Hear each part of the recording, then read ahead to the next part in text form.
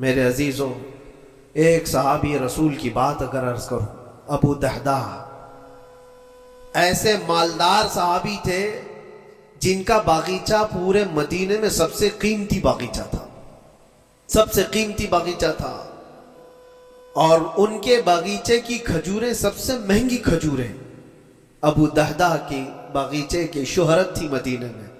مسجد نبوی میں بیٹھے ہوئے تھے، حضور پاک صلی اللہ تعالیٰ علیہ وسلم کے پاس ایک مسئلہ آیا تھا، ایک یہودی کا اور ایک مسلمان کا، ایک دوسرے صحابی کا۔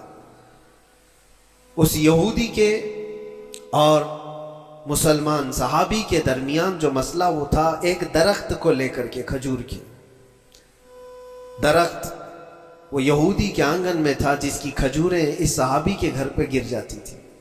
انہوں نے خریدنے کے لیے کہا، وہ دینے کو راضی نہیں تھا۔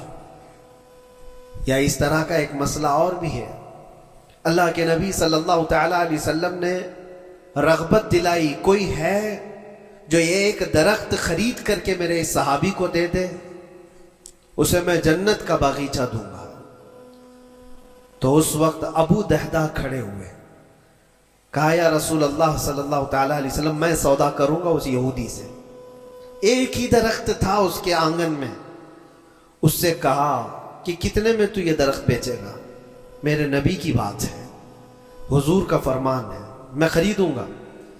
اس نے کہا میں بیچنا نہیں چاہتا اس کی قیمت، کیونکہ اسے پتا تھا ان کی کمزوری ہے۔ ابو دہدہ نے کہا کیا تجھے پتا ہے مدینے، اوالی مدینے میں ابو دہدہ کا باغیچہ؟ کہا اس کو کون نہیں سنا ہے، مدینے کا ہر بچہ جانتا ابو دہدہ کے باغیچے کی شہرت۔ کہا اگر میں وہ باغیچہ اس درخت کے بدلے دے دوں تو کیا تو یہ درخت مجھے دے گا؟ اس نے کہا یہودی نے، پاگل ہو گئے ہو، کیا بات کر رہے ہو؟ ایک درخت کے بدلے وہ اتنا قیمتی باغیچہ جس کی کھجوریں پورے مدینے میں مشہور ہو؟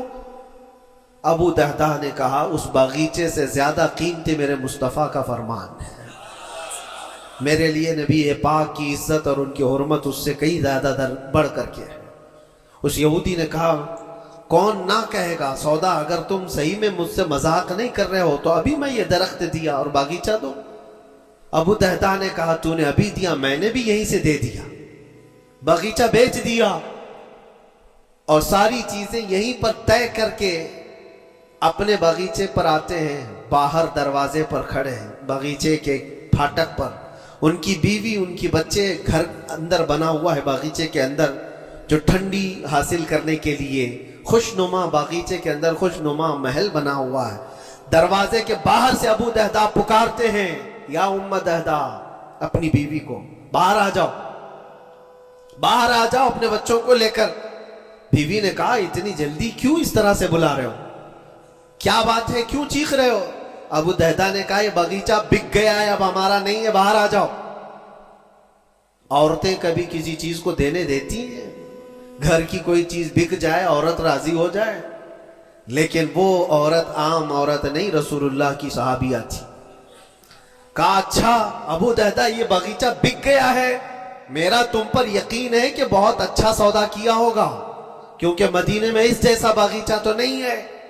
ابو دہدہ نے کہا تو سچ سمجھتی ہے، میں نے بہت اچھا سودا کیا ہے۔ باہر آئی، یہ اندر نہیں گئے، اپنے بچے اور اپنی عورت کو لے کر باہر نکلے۔ ابو دہدہ سے پوچھتی ہے خاتون نے کتنے میں سودا کیا ہے، کتنے میں سودا کیا ہے؟ کہا بس وہ ایک درخت کے بدلے جو یہودی کے آنگن میں ہے، میں نے یہ باغیچہ پورا اس کو دے دیا۔